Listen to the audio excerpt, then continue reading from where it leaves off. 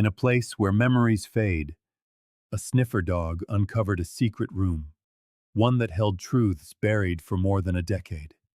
The unexpected discovery shook not only the physical foundations of the nursing home, but also the reality its occupants thought they knew.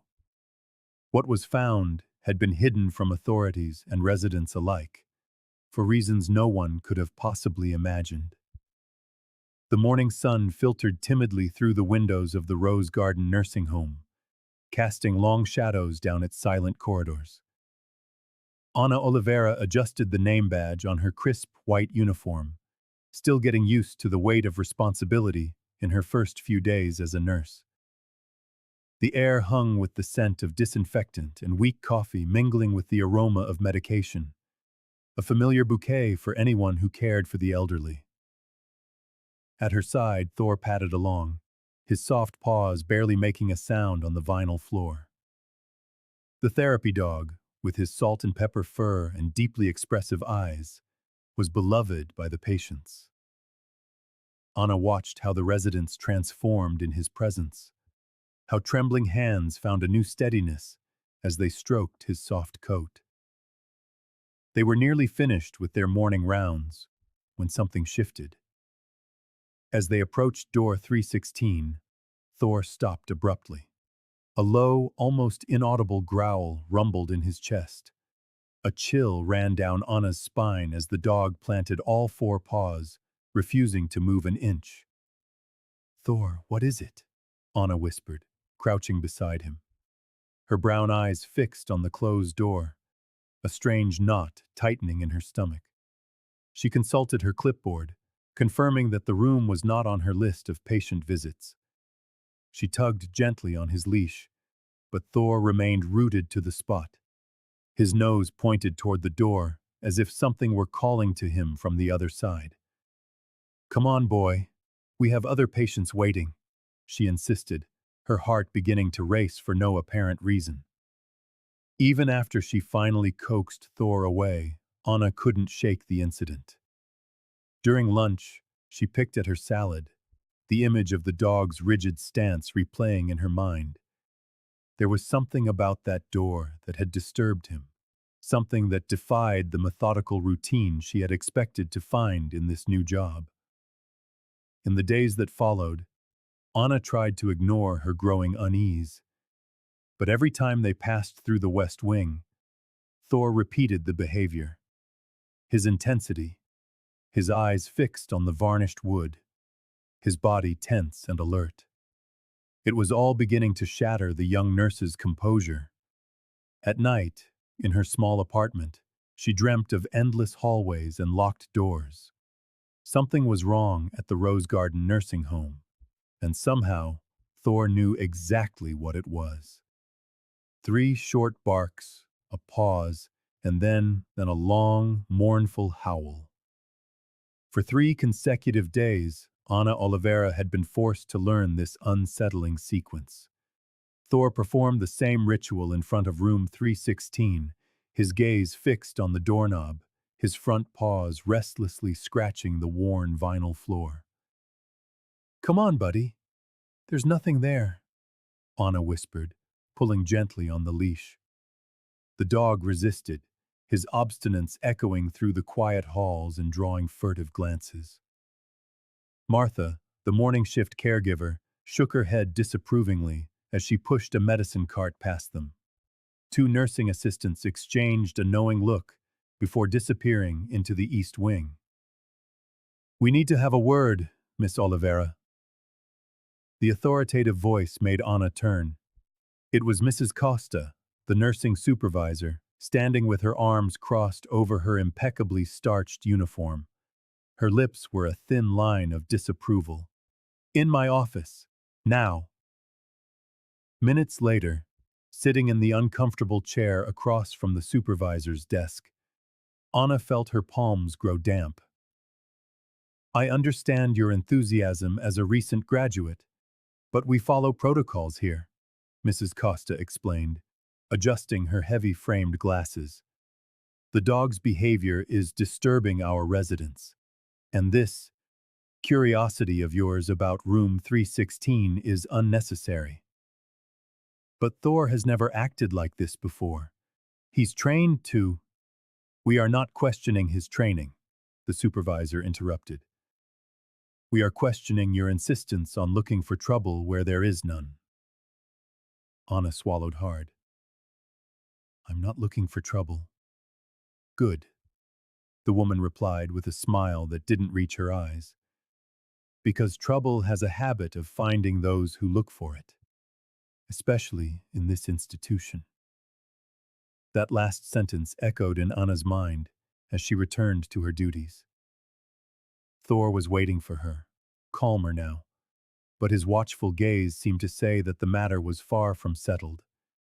During the shift change, she noticed the whispers that died down whenever she approached. Rafael Lima, her only ally in this place, sent a discreet text to her phone. Be careful what you look for here. The walls have ears. That night, Anna couldn't sleep. Since Thor's arrival 2 weeks ago, the atmosphere in the nursing home had changed. The air felt heavier, laden with secrets. It was as if the dog had sniffed out an old wound that no one wanted reopened. And Anna, as much as she tried to ignore it, knew she was being pulled into the center of the mystery. One afternoon, Ana Oliveira was hunched over the medication room desk, meticulously checking the daily logs.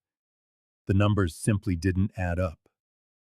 More medications were being dispensed than there were patients officially registered in the system.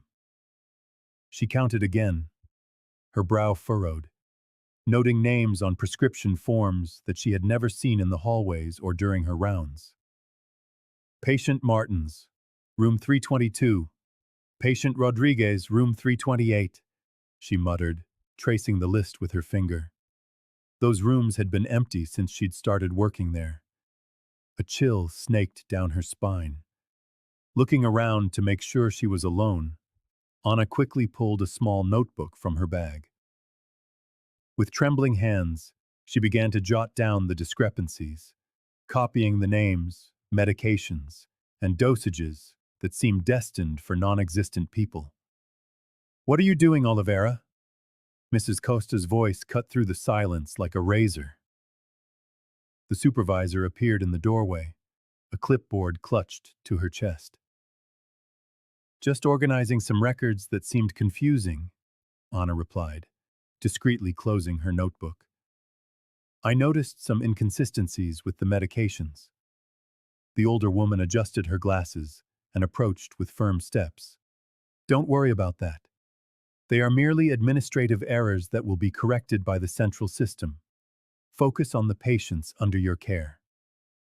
After the supervisor left, a deep sense of unease settled over Anna. For the rest of her shift, she watched the medication cart with renewed attention, noticing how certain vials were separated from the rest and taken toward the West Wing by staff members who barely spoke a word. That night, she transferred her notes to a spreadsheet on her personal device. The fear of being dismissed, or worse, disbelieved, gnawed at her. But stronger than the fear was a sense of responsibility she could no longer ignore. Thor had sensed that something was wrong, and now she too was beginning to see the cracks in the rose garden's flawless facade. Tomorrow, she decided, I'll see where those medications go. Ana Oliveira was finishing her night shift when she noticed Thor becoming agitated, pacing restlessly through the silent, dimly lit corridors. It was past midnight, and the nursing home was submerged in a profound quiet. She followed the dog, intrigued by his behavior, until he stopped in front of Marcos, a janitor who was dozing in a chair near the West Wing. With a swift, precise movement, the dog snatched something from the sleeping man's belt. Anna held her breath, but Marcos only stirred slightly before settling back into his slumber. Thor trotted back to her, holding an old, tarnished key in his mouth. A worn tag dangled from it, and under the faint corridor light, Ana could just make out the hand-scrawled numbers. 316. Her heart hammered against her ribs. This was it. The door that had captivated Thor for days. "Is this what you've been trying to show me?" she whispered. The dog looked up at her, his gaze so intense it seemed almost human. With trembling hands, Ana looked around, ensuring they were alone. Each step toward room 316 felt heavier than the last, but Thor walked beside her, his steady presence giving her the courage she needed. She inserted the key into the lock. The old mechanism resisted, then gave way with a muffled click that seemed to echo through the entire building. Ana pushed the door open, revealing a room that was surprisingly well kept. It was clean, as if regularly maintained, though she'd never seen anyone enter or leave. A single weak bulb cast a cold, bluish light, giving the space an almost surreal atmosphere. Thor entered first, his body tense. Ana followed, the stale air enveloping her as the door swung shut behind her with a soft thud, sealing her inside the mystery. The room was disarmingly ordinary. Two perfectly made beds with crisp white sheets, a silent heart monitor, and a small television emitting only static. But Thor padded cautiously, sniffing every corner. The scent of disinfectant was strong, but it failed to mask an older, lingering smell of sweat and medicine. Then, Ana saw him, sitting in a wheelchair by the window. An elderly man with stark white hair stared blankly at the wall. Geraldo Santos didn't move as she approached. "Mr. Santos?" Ana called softly, kneeling to meet his gaze. For a fleeting moment, his vacant eyes focused on hers. A flicker of lucidity crossed his wrinkled face. With a slow, trembling motion, he raised his bony hands and offered her a tattered, brown-covered notebook. Ana hesitated before taking it, feeling the immense weight of the secret it held. Thor moved closer, resting his head on the old man's legs in a gesture of comfort. "What is this?" she asked. But Geraldo had already retreated, his gaze returning to the wall, as if the brief interaction had drained all his energy. Suddenly, Thor let out a low bark, his head snapping toward the door. Voices were approaching in the hallway. Ana quickly stuffed the notebook into her uniform pocket. She knew that this object, handed to her in silence by a man who seemed to have lost everything but his secrets, was about to change her life forever. Later, with trembling hands, Ana Oliveira opened the worn notebook. The yellowed pages revealed meticulous organization. Patient names, numerical codes, and precise schedules, all written in a small, cramped hand. Her brow furrowed as she realized that several pages had been torn out, leaving only shredded fragments of paper caught in the metal spiral. "Someone didn't want this to be found," she murmured to herself, running her fingers along the journal's jagged edges. Ana flipped through each page, a growing unease settling in her stomach. Some names were familiar, current patients at the Rose Garden, but others she had never heard of. Beside each name were codes like E12 or P7, followed by dosages and time intervals. The nurse recognized a few of the medications, but the rest were just indecipherable acronyms. On the third page, a sentence written in capital letters caught her eye. They were buried, not in graves, but in the archives. A chill ran down her spine.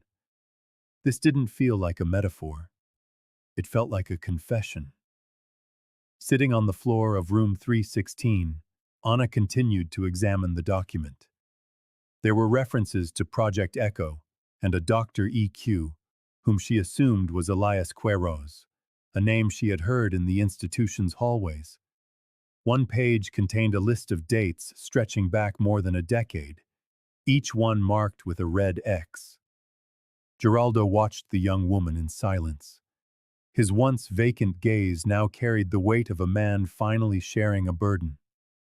When Ana looked up, her eyes full of questions, the old man simply pointed to a drawer in the writing desk.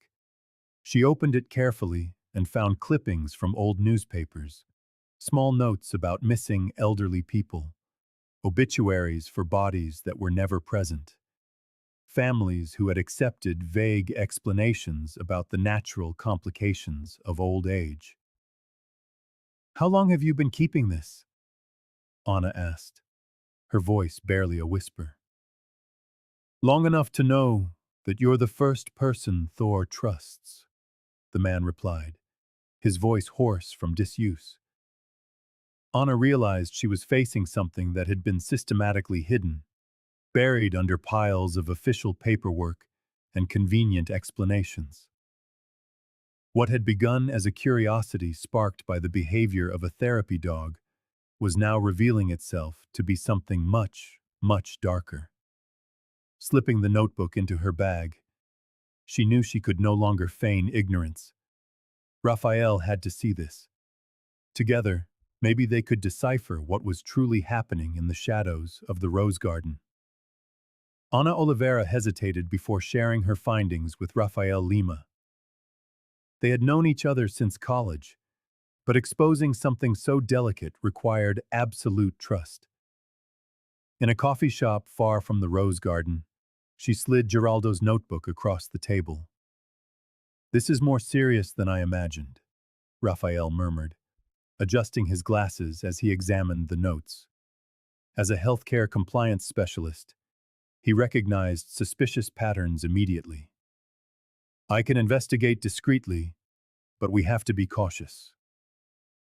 In the days that followed, her friend dove into the institution's financial records. Ana watched the growing concern on his face with each new meeting. During their third coffee of the week, Raphael revealed his findings. There are contracts with phantom companies, sums of money that appear and then vanish without justification. And strangest of all, regular payments to this Project Echo, which officially doesn't exist. The nurse felt a shiver. That name appeared repeatedly in the old man's notes.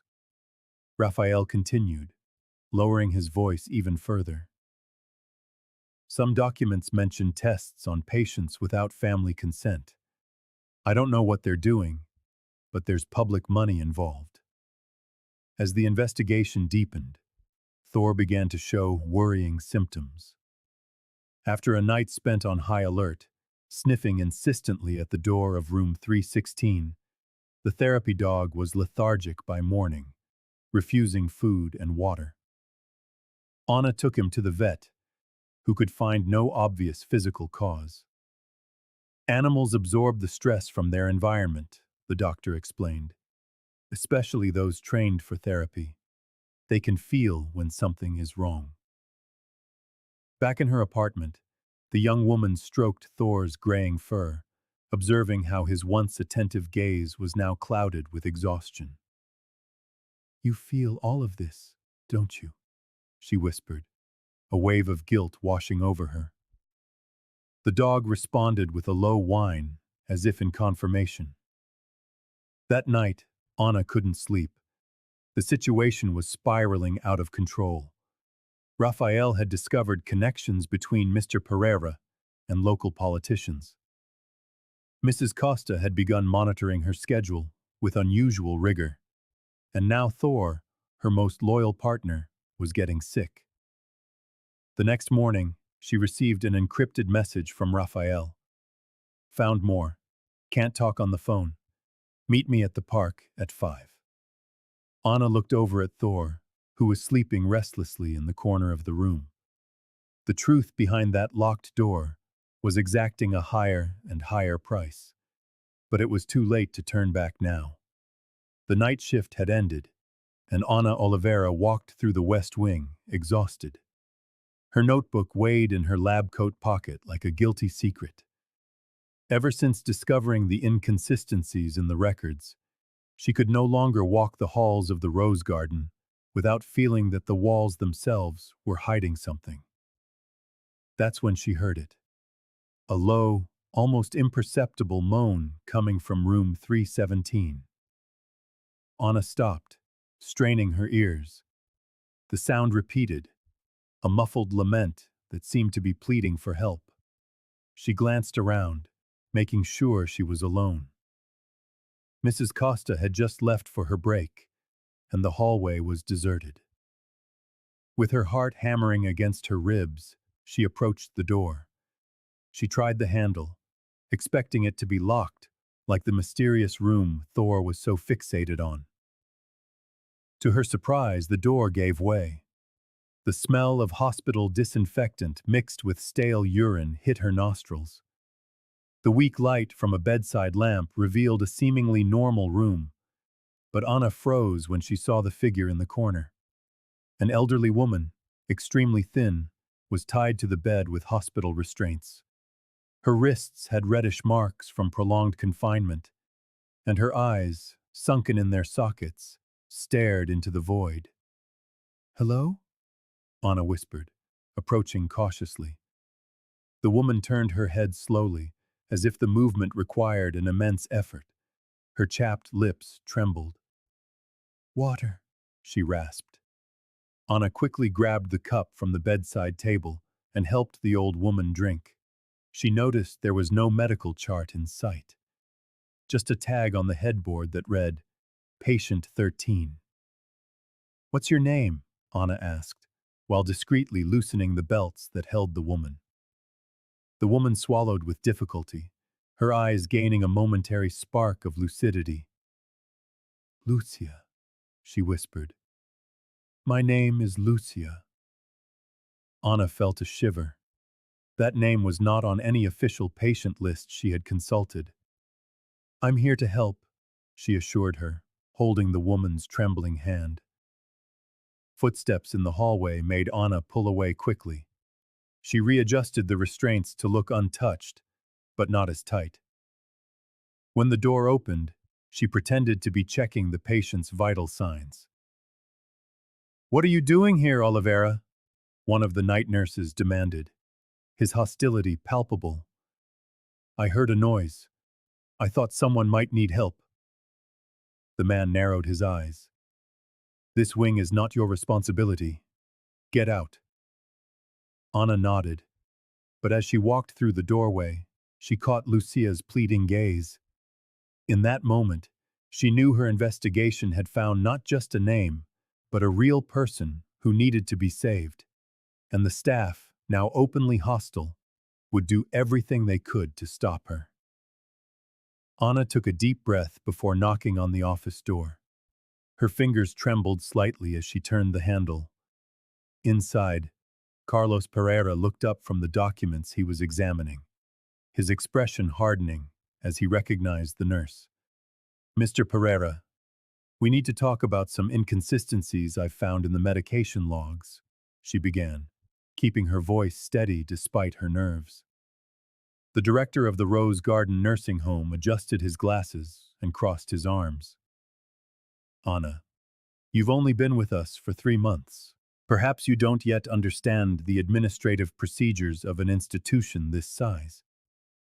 With all due respect, I know when the numbers don't add up," the young woman insisted, placing her notebook on his desk. "There are patients receiving medications that aren't on their charts, and other names receiving drugs who don't physically exist in the rooms." The man snapped the notebook shut.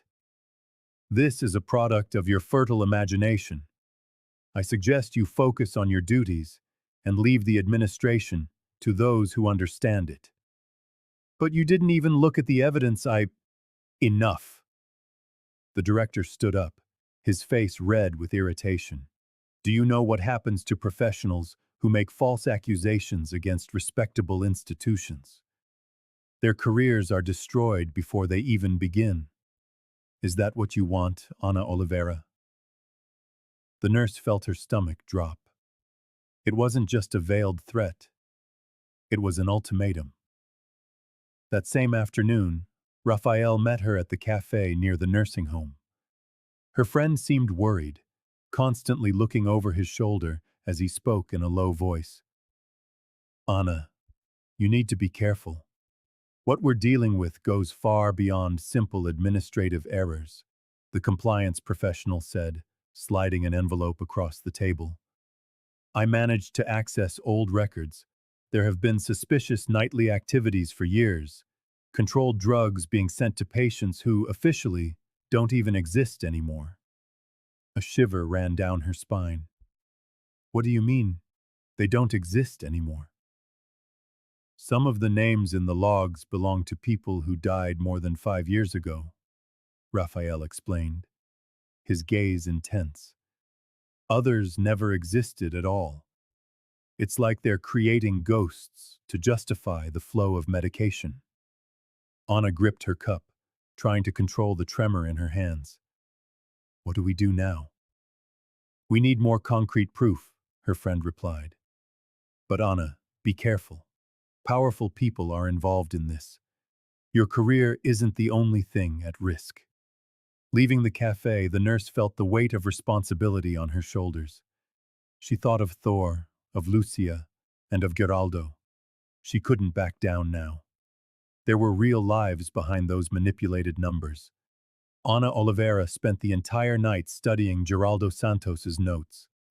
Her eyes burned from lack of sleep, but she couldn't stop. One name was repeated on several pages, always highlighted in red ink. Dr. Elias Queiroz.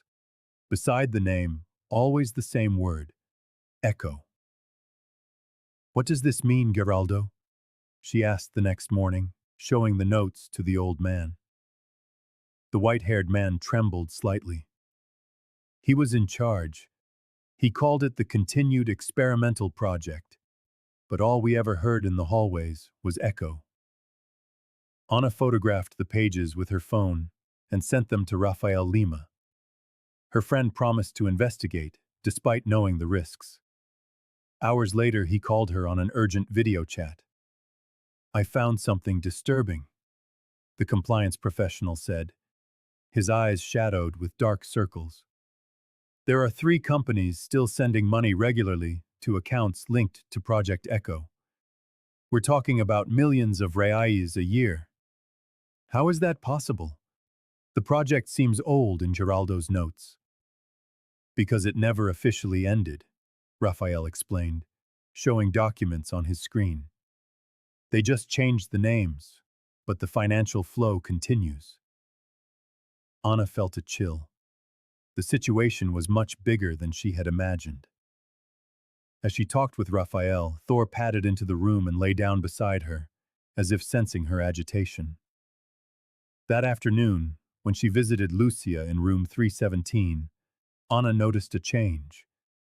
The frail woman, once almost catatonic, was now watching her with more lucidity. I remember. Other places, Lucia whispered, squeezing the nurse's arm. It wasn't just here? There were other homes, other patients, other places like this? Ana asked, her heart beginning to race. Yes, they moved us from one to the other. We were numbers, not people. Lucia's voice trembled. They had a system. They talked about results, about tests. Ana wrote down every word in her personal notebook. The sense of urgency grew with each revelation. If what Lucia was saying was true, the scandal could be a national one. That night, as she stroked Thor, Ana realized she was in the middle of something far bigger than a simple administrative irregularity. The therapy dog looked at her with his attentive eyes, as if he understood the gravity of the situation. We're messing with something dangerous, my friend, she murmured. But we can't stop now. Her phone buzzed. It was Raphael. We need to meet tomorrow. I found out more about Dr. Elias. It's not safe to talk on the phone. Ana hung up and looked at the notes spread across her bed. What had started as a curiosity now felt like a bomb about to explode. The conference room at the Rose Garden nursing home was unusually silent that morning. Ana Oliveira studied the faces of her colleagues, all wearing empty expressions and rehearsed smiles. When she tried to ask about the duplicate medication records, the answers came as if from a script. "Standard procedure," Mrs. Costa said, adjusting her name badge. "It's always been this way. Administrative matters aren't the nursing staff's concern," another employee added, without even looking at her. Anna felt a chill. It was as if everyone had memorized the same lines, like actors in a poorly rehearsed play. When she mentioned room 316, the silence became even denser, almost palpable. Thor, who had recovered from his mysterious illness the week before, never strayed more than a few feet from her side. The gray-furred animal remained on high alert, as if sensing the growing danger around his human partner. His presence was the nurse's only comfort in the increasingly hostile environment. "You're imagining things," Mr. Pereira, the director, said with a smile that didn't reach his eyes. "Perhaps you need a few days off." After the meeting, Ana returned to the room where Geraldo Santos resided. The old man seemed different today. His gaze, once lost, now held a spark of lucidity that surprised the nurse. "They're watching you now," Geraldo whispered, leaning forward in his wheelchair. "Just like they've watched me for years." "What are you talking about?" Ana asked, sitting beside him as Thor sniffed beneath the bed. "I was placed here with a dual purpose," the old man revealed, his voice trembling. "Patient and observer. Part of the experiment was to monitor how the others reacted to the treatment." Anna's stomach churned. "What kind of experiment? Behavioral control?" "Experimental drugs. Memory manipulation." Geraldo ran a hand through his thinning white hair. "I recorded everything in that notebook, even when they tried to make me forget." The weight of his confession hung heavy in the air. Thor patted over, resting his head on the old man's lap as if he understood his pain. "My conscience can't bear it any longer," Geraldo continued, tears welling in his eyes. "I will help you expose all of this, even if it's the last thing I do." Anna took the man's wrinkled hand, feeling the responsibility settle on her shoulders. What had started as simple curiosity was now a dangerous mission. "We're not alone in this," she assured him, as Thor let out a low growl of agreement. "We'll find the truth together." What Anna didn't know was that at that very moment, security cameras were recording every word of their conversation, and Project Echo was already preparing its defense. Rafael Lima entered Ana Oliveira's apartment, carrying a worn brown folder. His usually serene face was tense, with dark circles under his eyes betraying sleepless nights. "I got it," he said, spreading documents across the kitchen table. "I had to access restricted files from the Ministry of Health. This could cost me my job, but I couldn't just stand by." Ana examined the papers with trembling hands. It was all there. Contracts signed between the Jardim das Rosas nursing home and 3 different public agencies, all mentioning the code Project Echo in small footnotes. There were bank transfers, experimental progress reports, and most disturbingly, a list of patients marked as completed. "My God, Raphael, this is so much worse than we imagined," she murmured, feeling sick. "They've been testing experimental drugs on the elderly, without consent, for over a decade." Her friend ran a hand through his hair, visibly shaken. "And the worst part is, powerful people are involved. Politicians, businessmen, renowned doctors. Dr. Elias Queiroz is just the visible tip of this iceberg." As they organized the evidence, Anna's phone rang. It was the head nurse, Costa. Her normally controlled voice was shaking. Ana, come quickly! It's Thor! He's not well! Ana raced to the nursing home, finding her faithful canine companion lying in the hallway near door 316, breathing with difficulty. His eyes, once bright and alert, seemed clouded over. What happened to him? Ana asked, stroking the dog's graying fur. No one knows.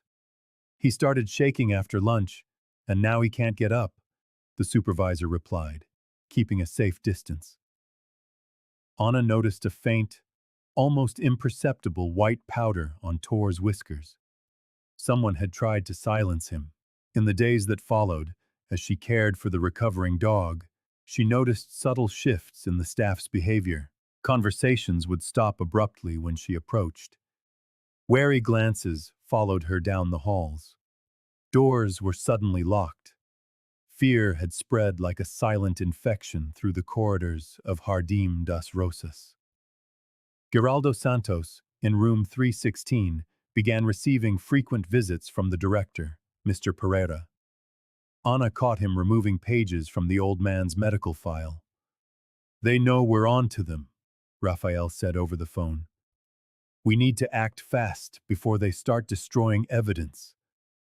Ana felt the weight of responsibility crushing her. She was alone in a nest of snakes, with a weakened Thor and vulnerable patients depending on her.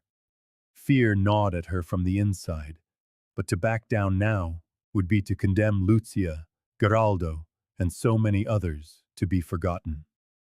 I'm not giving up, she whispered to Thor, who was slowly regaining his strength. We're going to see this through to the end, partner. The local newspaper headline was stark, in bold letters.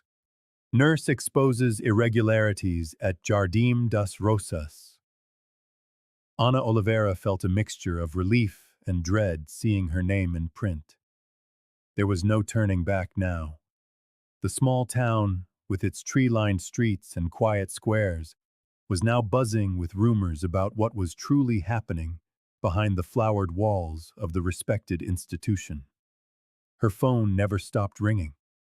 Neighbors, acquaintances, even strangers wanted details, offered support, or, in some cases, expressed outrage at the stain she was bringing upon the town's reputation. The division was clear. On one side, families of patients terrified that their loved ones were in danger. On the other, local business owners and politicians worried about the economic fallout from the scandal. Do you have any idea what you're doing? An elderly woman asked her in the supermarket. My cousin has worked there for 20 years. They are good people. Thor, ever at Anna's side, would let out a low growl whenever someone approached with hostility. The animal seemed to understand the growing tension perfectly. At the police station, a tired-looking investigator listened intently as she detailed her findings. The man jotted down every word, but Ana could sense his skepticism. After all, who would believe that a traditional nursing home could be hiding such a dark conspiracy? We need concrete evidence, Ms. Oliveira, he kept repeating, without much enthusiasm. It was on a rainy night that Rafael Lima appeared at her small apartment. Soaked and out of breath, he looked as though he had aged years in just a few days. I managed to access the central administration's servers, he whispered, handing her a small black device. It's all here. Contracts, payments, names. They know I've been investigating. I have to disappear for a while. Before Ana could argue, Rafael had vanished into the darkness. She tried calling his cell phone all through the night, but it was switched off. With trembling hands, she connected the flash drive to her computer. Hundreds of files opened before her tired eyes. Financial reports, photographs of officially unregistered patients, emails exchanged between Dr. Elias Queiroz and government officials. She looked over at Thor, lying beside the makeshift bed where Lucia was sleeping. The frail woman had been secretly moved to her apartment days earlier, when Ana realized she was in danger at the institution. In that moment, the nurse understood that she was completely alone.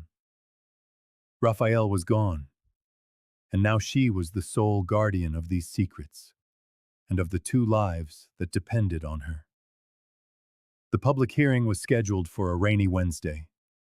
Ana Oliveira adjusted the collar of her shirt as she looked at the imposing facade of the municipal courthouse. Her stomach was in knots. In a few hours, she would stand before officials, the press, and the public to expose everything she had discovered at the Jardim das Rosas nursing home. Thor, lying on the back seat of the car, was breathing heavily. Since the investigation began, the therapy dog had shown worrying symptoms: loss of appetite, lethargy, as if he were carrying the weight of the discoveries in his own body. "Come on, buddy. Just one more battle," Ana whispered, opening the car door. The animal rose with an effort, but his eyes held the same determination she knew so well. On the sidewalk in front of the courthouse, a small group of protesters had gathered. Some were relatives of the elderly residents who suspected mistreatment. Others were simply outraged citizens. Ana recognized faces from town who had once treated her with suspicion, but now nodded in solidarity. "Are you sure you can do this alone?"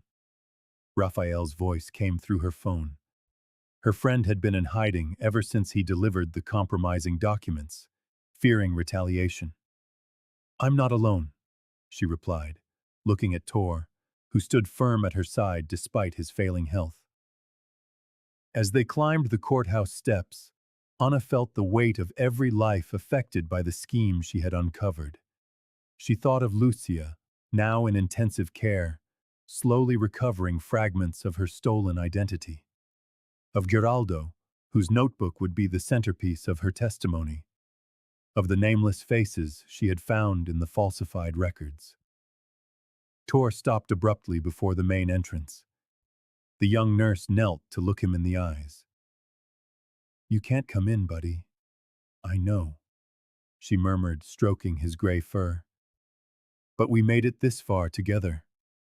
The dog pressed his muzzle against her hand, as if sealing a silent promise. A security guard approached, explaining that animals were not allowed inside. Ana nodded in understanding. "He'll wait out here," she said, gesturing to a bench sheltered from the rain. Before entering, Ana glanced back one last time. Thor remained seated, vigilant, as if standing guard. In that moment, she understood that the bond between them transcended any rational explanation. They weren't just a nurse and a therapy dog. They were partners who had unearthed truths that many wanted to keep buried. With a deep breath, she straightened her shoulders and walked through the courthouse doors. She carried with her not just documentary evidence, but the strength of that unlikely connection that had changed everything.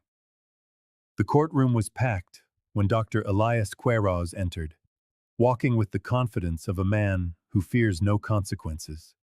Ana Oliveira felt a chill run down her spine as she saw, in person, the man whose name appeared repeatedly in Geraldo's notebook. He wasn't the cornered fugitive she had imagined, but a respectable-looking gentleman in an impeccable suit, his expression unreadable.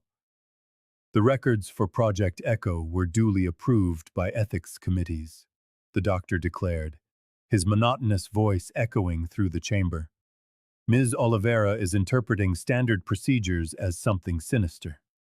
Ana clenched her fists under the table as the doctor presented official documents, government-signed contracts, and authorizations that seemed to legitimize every action she had questioned. The coldness with which he spoke of the patients, as if they were mere numbers on a spreadsheet, made her stomach turn. "Can you explain why Lucia was restrained to her bed?" one of the prosecutors asked. "Therapeutic restraint, a standard procedure for patients with self-destructive tendencies. Elias answered without hesitation, as if he had rehearsed every response. The nurse felt the weight of all the eyes on her. Representatives from Jardim das Rosas, lawyers from medical institutions, and even some of the patients' families stared at her with distrust.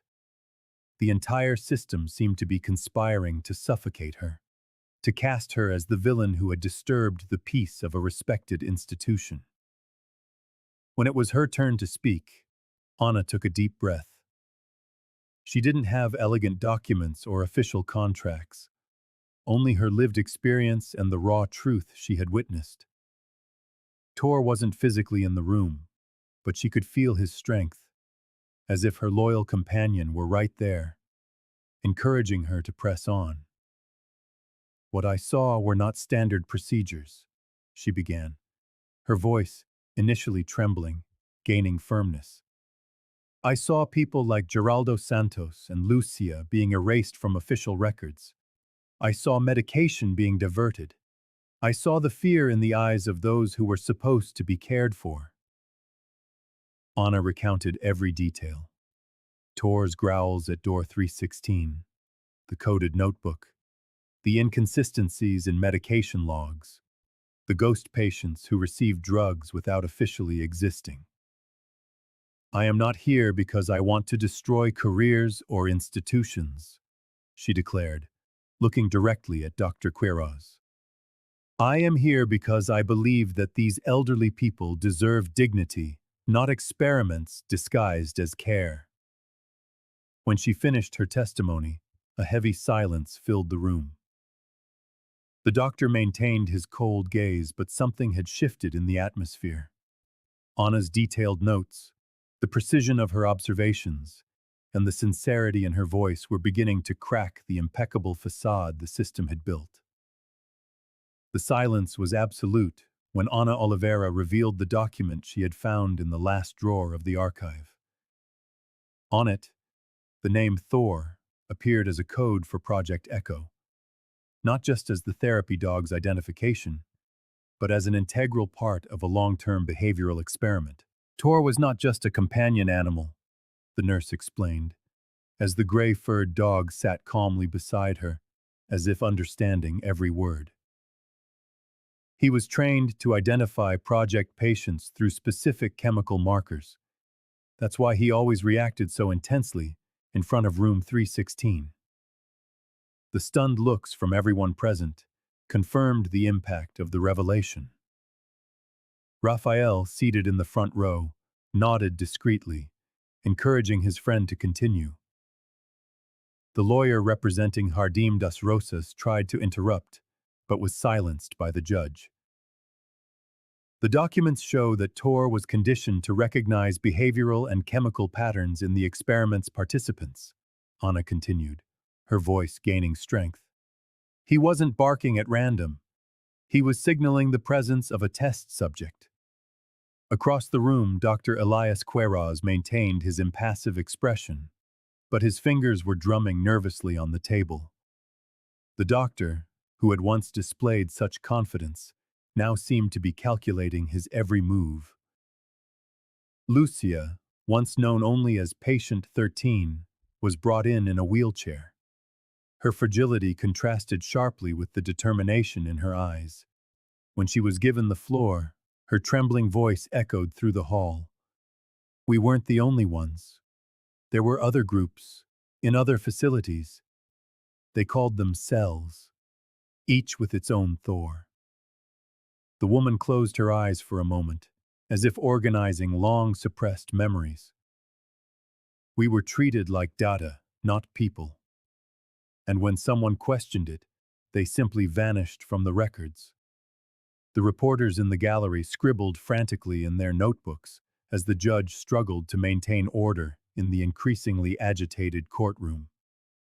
Mr. Pereira, the institution's director, kept his gaze fixed on the floor, avoiding eye contact with everyone.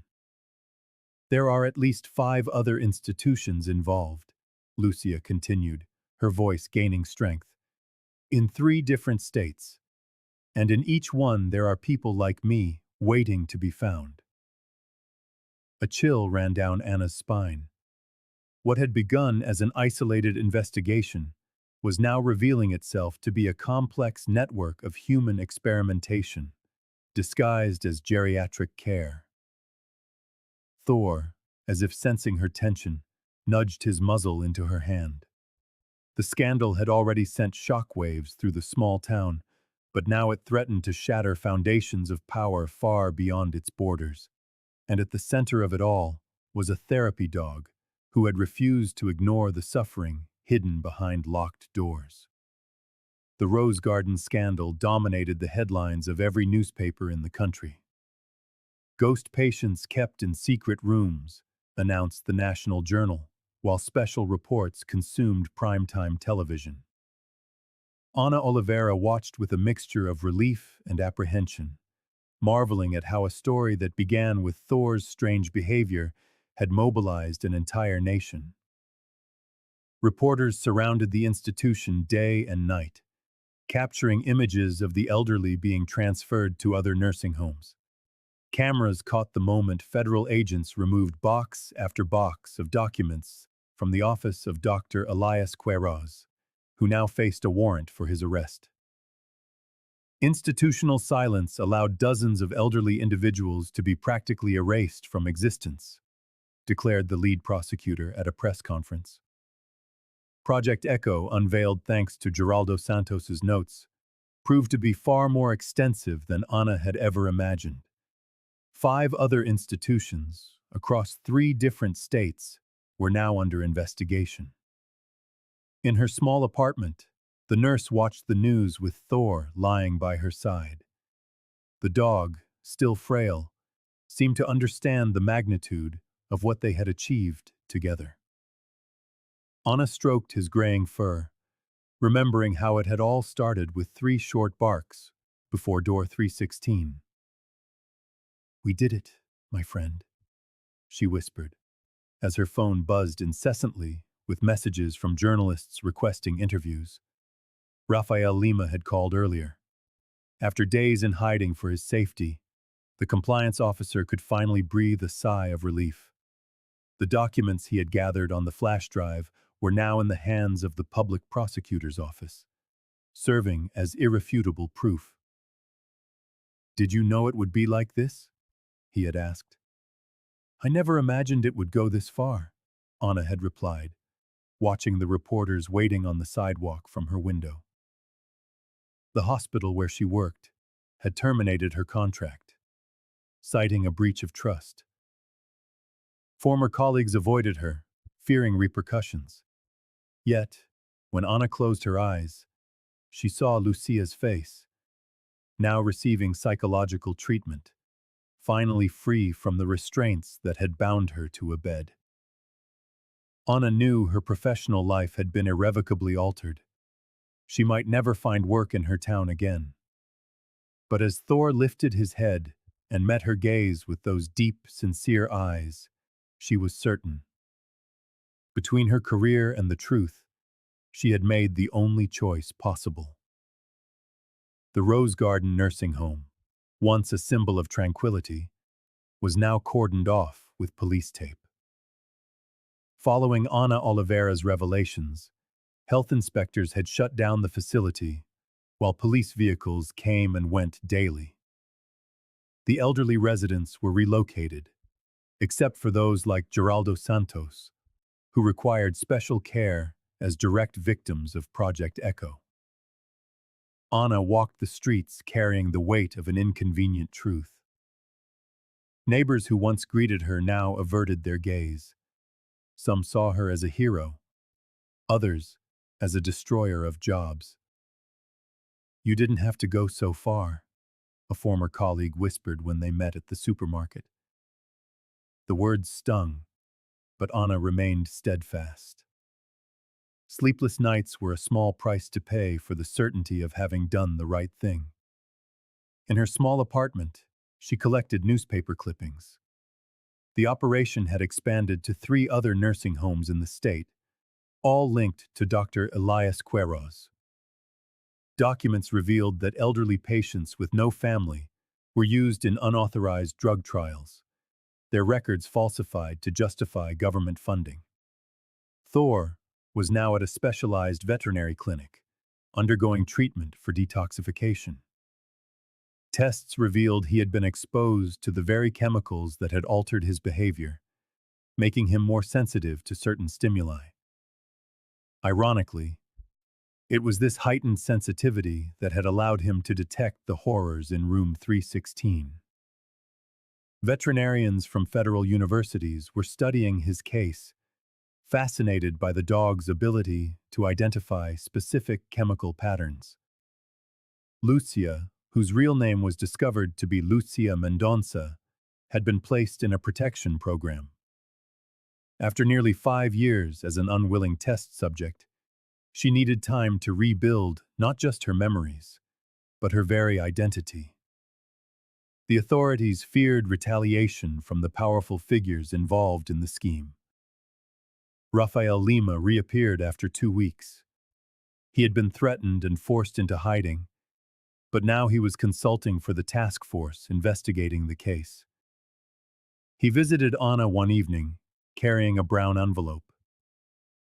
"You broke the cycle, Ana," he said, handing her a set of official documents. "They silenced dozens before you." Ana looked out the window at the moon illuminating the quiet city.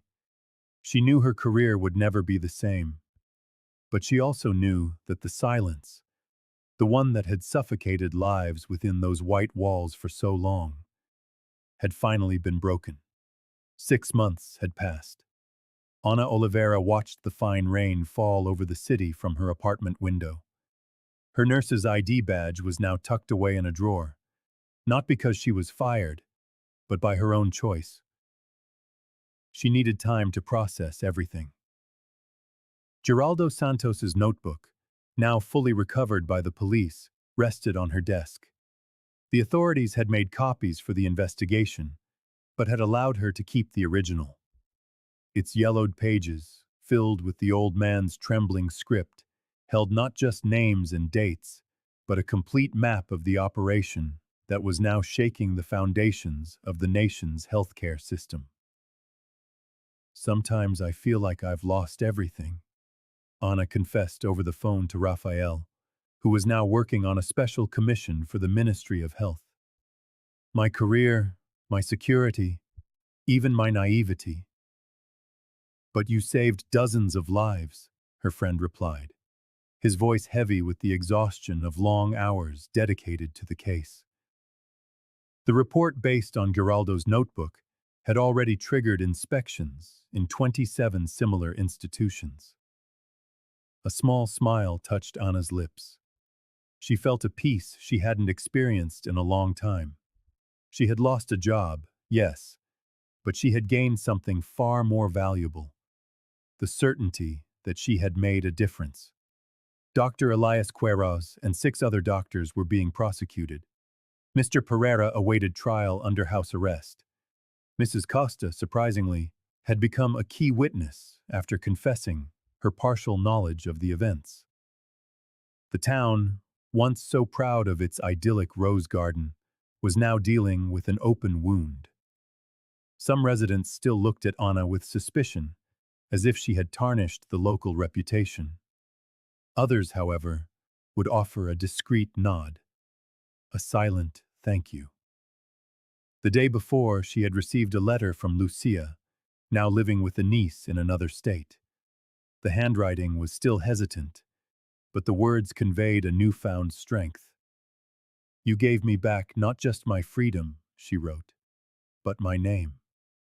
Ana closed her eyes, feeling both the weight and the lightness of her choices.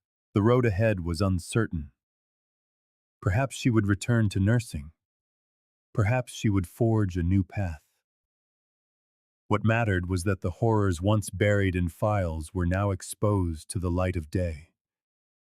As the rain began to cease, a timid ray of sunlight broke through the clouds, like the hope for justice that was, at long last, beginning to bloom. Ana parked her car in front of the New Horizons shelter, a bright, airy place that bore no resemblance to the oppressive gloom of the rose garden. She took a deep breath before getting out. Inside, she was met with genuine smiles. A staff member led her down a sunlit corridor to the back garden, where Thor was resting under the shade of a large tree. Upon seeing her, the gray-furred dog rose with some difficulty, but his eyes shone with immediate recognition. He walked with a slight limp, a permanent consequence of the stress he had endured, but his spirit was unbroken. Ana knelt and hugged him, feeling the familiar warmth that had so often given her courage. "You've gotten fatter," she whispered, stroking his ears. "They're finally feeding you right."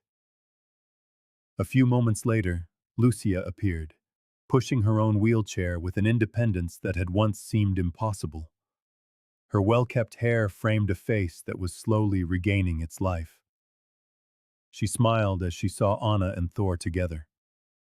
"You two saved my life," Lucia said, her voice still fragile but firm, "and the lives of so many others who will never even know your names." The three of them formed a silent circle in the garden, a bond forged in shared trauma and ultimate triumph. They didn't need words. Geraldo's notebook, now in the hands of the authorities, continued to spawn new investigations. Raphael was back at work, more determined than ever to reform the system from within.